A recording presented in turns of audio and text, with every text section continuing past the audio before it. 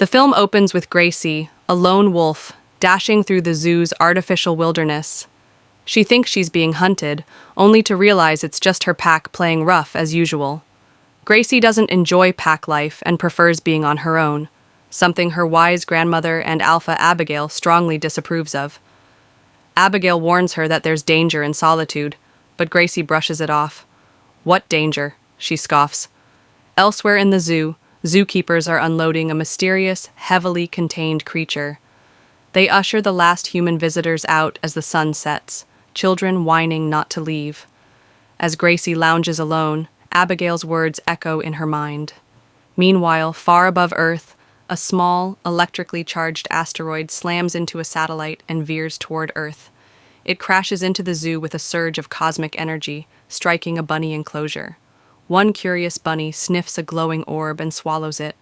Violent convulsions follow as its anatomy begins to mutate. Gracie, noticing the crash, follows the trail of smoke and glowing debris to the bunny enclosure. There she finds a strange alien pod, still pulsing with energy. As she sniffs it, a claw shoots out and grabs her nose. She wrestles free and flees as the clawed creature chases her. She escapes through a window, shaken. Outside, she stumbles upon a mountain lion, the same beast the humans had brought in earlier. Though it doesn't attack, Gracie panics, entangling herself in a rope and accidentally dragging the lion along. The mountain lion is furious but is tranquilized by zoo staff before it can retaliate. Gracie is also hit with a tranquilizer. She wakes up locked in a holding facility. There, she meets Xavier, a clever talking animal, species unspecified for now, and the now caged mountain lion. Xavier tries to calm her. He explains that what she saw earlier wasn't the real threat. It was a chrysalis, and whatever hatches from it will be far worse. Back in the bunny enclosure, the transformed bunny, now a grotesque zombie, attacks a baby bunny, infecting it. The baby, now zombified, bites others. In moments, the entire warren is overrun by zombie bunnies, following their alpha's lead. The horde escapes the enclosure and invades the monkey habitat. Fred hears strange sounds and warns Felix, who dismisses it. Too late, mutants swarm in through an air vent, infecting the monkeys. Fred saves Felix, but Felix betrays him, fleeing as Fred is overwhelmed and mutated into a monstrous mega-zombie.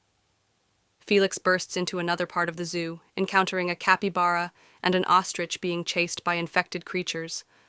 The three barricade themselves just in time, inside the same facility holding Gracie and the mountain lion. The new animals fear them at first, but Xavier quickly releases Gracie. They hesitate to free the lion. Suddenly, banging erupts on the door. The mutants are trying to break in. The mountain lion, desperate not to be infected, smashes his cage open, only to be immediately tranquilized again. The group scrambles for another exit. Gracie, feeling sorry for the lion, drags him along. As they escape, the lion, whose name is revealed to be Dan, awakens, groggy but grateful. Gracie convinces him to join her and help find her pack. He agrees, becoming her reluctant bodyguard. Meanwhile, Xavier and the others navigate a tunnel system. One of them accidentally steps on a squeaky toy, alerting a mutant goat. Xavier distracts it with another squeak and lures it into a narrow tunnel where it gets stuck, but the toy squeaks its way into Dan and Gracie's path, attracting a fresh wave of mutants, including the terrifying pod creature. Dan and Gracie narrowly escape, falling into a pool of colorful balls. Gracie panics, thinking she's drowning, but Dan urges her to stay calm. Something stirs beneath the surface.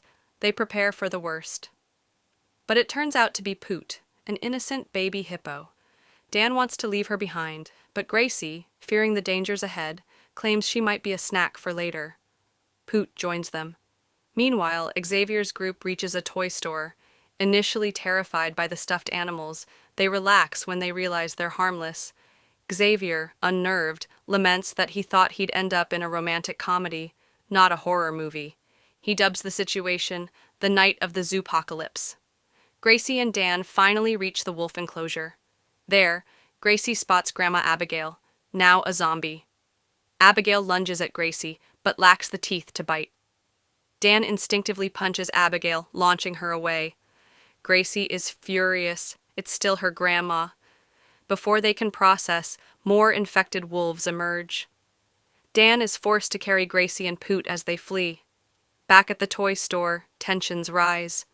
The animals debate whether to wait for morning or find a way out. Xavier offers popcorn to the capybara, but Felix snatches it. Felix mocks the ostrich, insulting his intelligence. A brawl erupts, and in the chaos, someone hits a light switch, illuminating the entire zoo.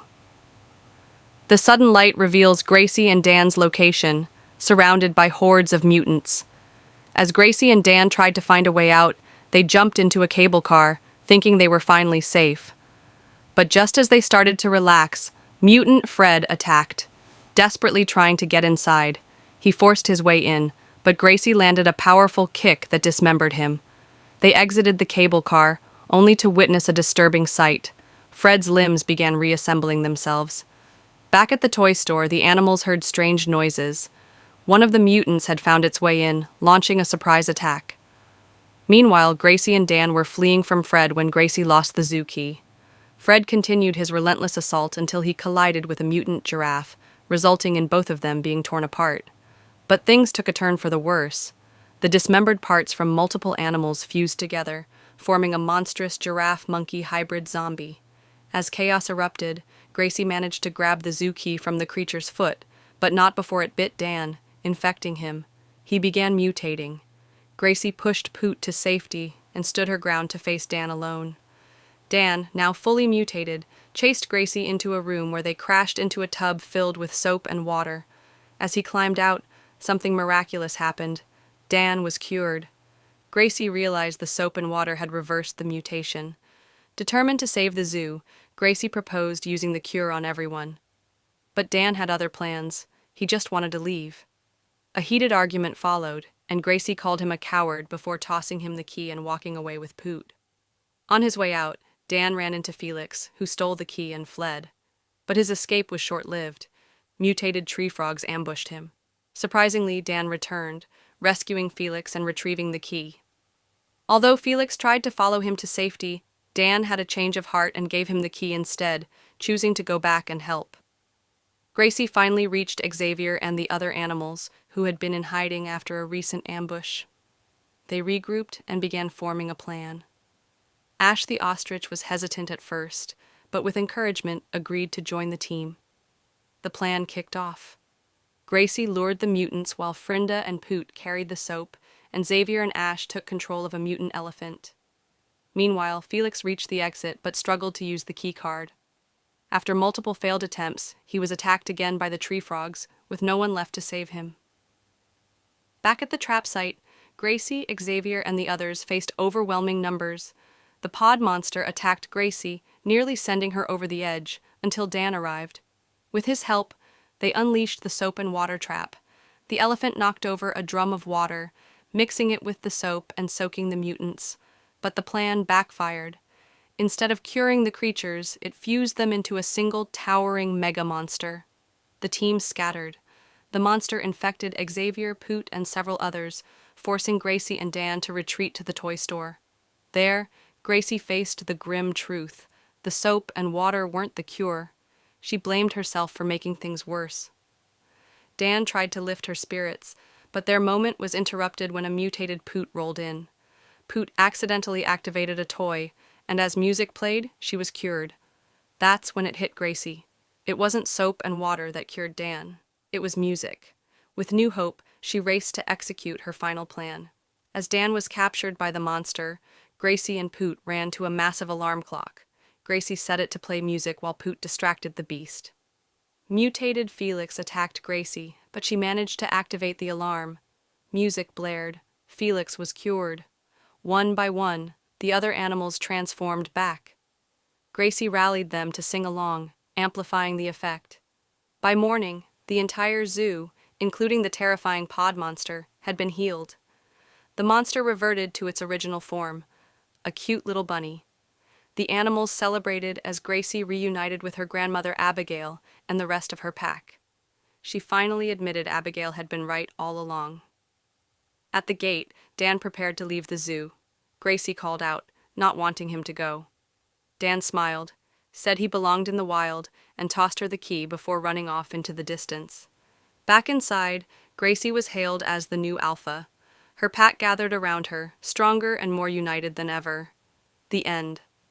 If you love animated chaos, wild adventures, and heartwarming stories, be sure to stick around and subscribe to It's Mythical for more epic recaps.